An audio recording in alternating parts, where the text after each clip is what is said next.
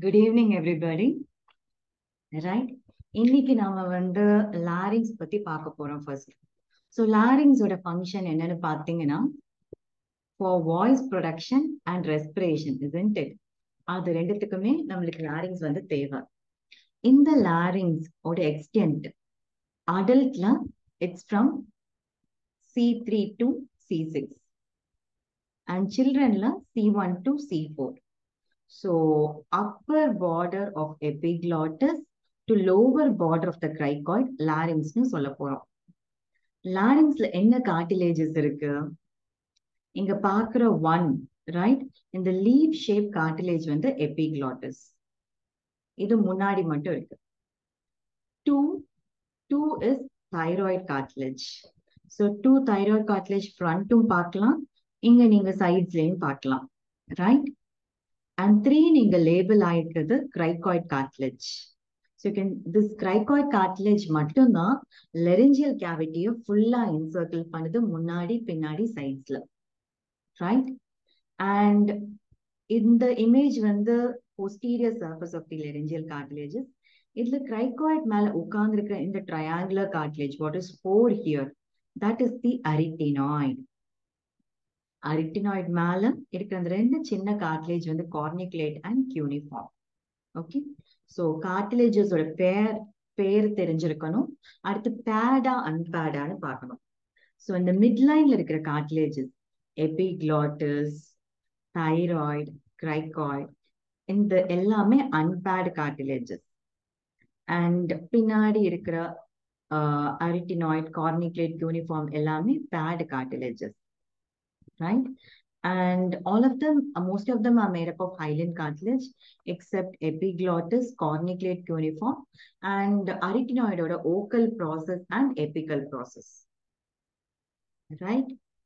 So ipa arrow point out பண்ற இது வந்து that is the, yes, epiglottis. Okay, so this is the epiglottis, right? அடுத்து இது, this will be the thyroid cartilage and அதுக்கும் கீழ cricoid cartilage. cricoid cartilage ஓட vertebral level C6, epiglottis ஓட vertebral level C3, thyroid ஓட vertebral level, thyroid cartilage ஓட vertebral level C4 and C5. Okay, so cricoid வந்து நான் சொன்ன மாதிரி முன்னாடியும் பார்க்கலாம் பின்னாடியும் பார்க்கலாம். Okay, so this is the cricoid. cricoid மேல arytenoid, right? So this is posterior view of the pharynx. Okay, so இந்த இடத்துல இது epiglottis, this will be the cricoid and on top of it will be the arytenoid. arytenoid மேல இங்க தர அந்த ரெண்டு nodular structure, this is the cornicate and cuneiform. In the fold extending between the epiglottis, right, and the arytenoid is called the aryepiglottic fold. Okay, so this I told you edella elastic cartilage, edella hyaline cartilage, and I told you epiglottis வந்து C3 vertebra. Yes, epiglottis, this is the epiglottis. It is attached to the tongue by means of the glossoepiglottic fold, median and lateral glossoepiglottic fold. Okay, and the space between the two is the vallicula. இதுதான் நான் சொன்ன aryepiglottic fold. இந்த aryepiglottic fold வந்து உங்களுக்கு ஸ்பாட்டர்ல பின் பண்ணுவாங்க. அதுக்குள்ள வந்து aryepiglotticus muscle, thyroepiglotticus muscle, cornicate, cuneiform cartilage இருக்கு. காணாததுக்கு நம்ம vestibular fold ன்னு சொல்றோம் இல்லையா, that is the lower thickening of the quadrate membrane. So the upper part of the quadrate membrane itself lies within the aryepiglottic fold, right? So this is the thyroid cartilage. Okay, so thyroid ரெண்டு lamina இருக்கும், அது mid லைன்ல meet பண்ணும். இந்த meeting வந்து பாத்தீங்கன்னா இந்த angle வந்து மெயில்ல அக்யூட்டா இருக்கும் 90 degree. It forms the prominent Adam's apple. ஃபீமேல்ல அப்டியூஸா இருக்கும், ரைட்? அண்ட் தைராய்டு வந்து connected to the hyoid by thyrohyoid membrane that is pierced by internal laryngeal nerve and superior laryngeal vessels. Okay, then coming to cricoid cartilage, I told you cricoid is C6 and that completely surrounds the laryngeal cavity, right? So these are the cartilages of the larynx. உங்க புக்ல டீடைலா அதோட parts, borders, surfaces எல்லாமே கொடுத்திருப்பாங்க, attachments அது எல்லாமே படிச்சிடுங்க. Okay, so this is the arytenoid cartilage. It's shape like a pyramid. இதுல 3 process வரும். முன்னாடி பாயிண்ட் அவுட் பண்றது ஓக்கல் ப்ராசஸ். ஓகே, 6 இதுல போட்டிருக்கு இல்லையா, that give attachment to the ocal ligament. சைட்ல இருக்கிறது மஸ்குலர் ப்ராசஸ், மேல பார்த்துட்டு இருக்கிறது எபிக்கல் process. Okay, this is how the arytenoid is. Coming to the membranes of the larynx, okay, extrinsic membrane அப்படின்னு பாத்தீங்கன்னா மெயினா ரெண்டு. இங்க பாக்குற தைராய்டையும் மேல இருக்கிற ஹயோய்டையும் கனெக்ட் பண்ற தைரோஹயோid மெம்பரேன். அடுத்து கிரைகாய்டையும் கிரைகாய்டு கீழே ட்ரக்கியா தானே, right? Larynx is going to continues trachea. So இந்த கிரைகாய்டு ட்ரக்கியாவையும் கனெக்ட் பண்ற கிரைகோட்ரக்கியல் மெம்பரேன். அப்புறம் ஹயோய்டையும் எபிக்ளாட்டிஸையும் கனெக்ட் பண்ற hyoepiglottic membrane. So all these membrane they lie outside the laryngeal cavity. அதனால இதுக்கு எக்ஸ்ட்ரின்சிக் மெம்பரேன்னு பேரு. இன்ட்ரின்சிக் மெம்பரேனா laryngeal cavityக்குள்ளே இருக்கிற மெம்பரேன், அது ரெண்டு இருக்கு. மேல இருந்து வர குவாட்ரேட் மெம்பரேனோட லோவர் திக்கனிங் தான் வெஸ்டிபுலர் லிகமெண்ட். அதை கவர் பண்ணிருக்கிற மியூகோசா வந்து வெஸ்டிபுலர் ஃபோல்ட். அதே மாதிரி கீழே இருந்து மேல வர கிரைகோ ஓக்கல் மெம்பரேனோட அப்பர் திக்கனிங் வந்து ஓக்கல் லிகமெண்ட். இந்த ஓக்கல் லிகமெண்ட்டை கவர் பண்ணிருக்கிற மியூகோசாக்கு பேரு ஓக்கல் ஃபோல்ட். ஓகே, ஸோ மேல vestibular fold are the false vocal cord and கீழே true vocal cords. Okay, and yeah, so this is what I showed you. So இந்த ஓக்கல் கார்ட்ஸ் என்ன பண்ணலாம், பக்கத்துல வரலாம், தூரமா போகலாம். தூரமா போனா அப்டக்ஷன், பக்கத்துல வரும்போது அடக்ஷன். ஸோ தூரமா போகும்போது என்ன ஆகுது, அது வழியா ஏர் ஃப்ளோ இருக்கு, it helps in breathing, respiration.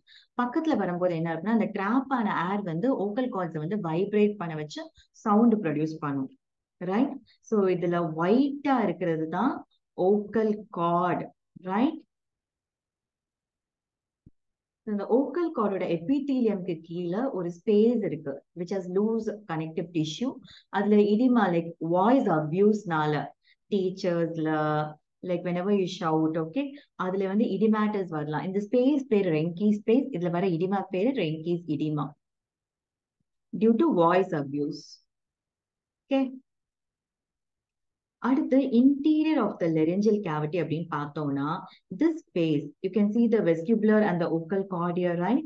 So இதுதான் நான் வந்து ட்ரூ, இது ஃபால்ஸ் ஓக்கல் கார்டுன்னு, கீழே இருக்கிறது ட்ரூ ஓக்கல் கார்டுன்னு சொல்றோம்.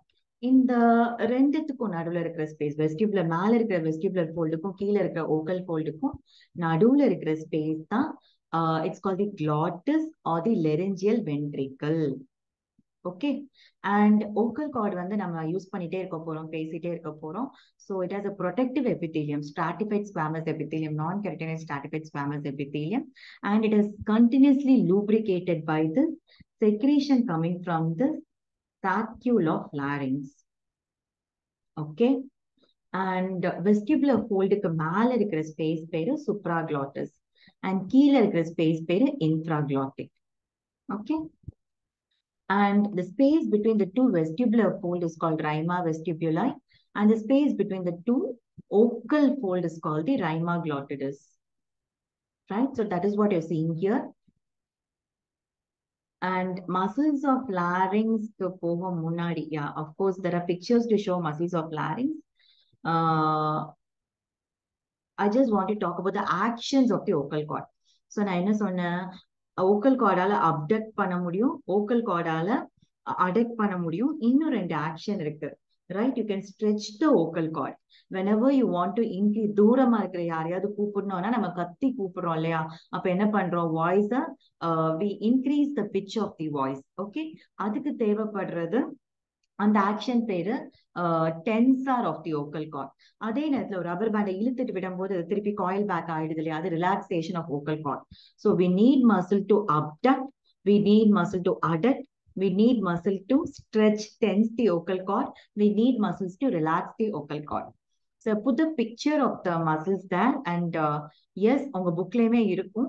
நான் இங்க ஹைலைட் பண்ணணும்னு நினைக்கிற பாயிண்ட்ஸ் என்னன்னு பாத்தீங்கன்னா, இந்த ஓக்கல் கார்டை அப்டக்ட் பண்ணக்கூடியது ஒரே ஒரு மசில் தான், posterior cricoarytenoid is the only abductor of the vocal cord. Okay, so இந்த மசில் பேரலைஸ் ஆயிடுச்சு அப்படின்னா ஓக்கல் கார்டால அப்டக்ட் ஆக முடியாது, பக்கத்திலே இருக்கும்.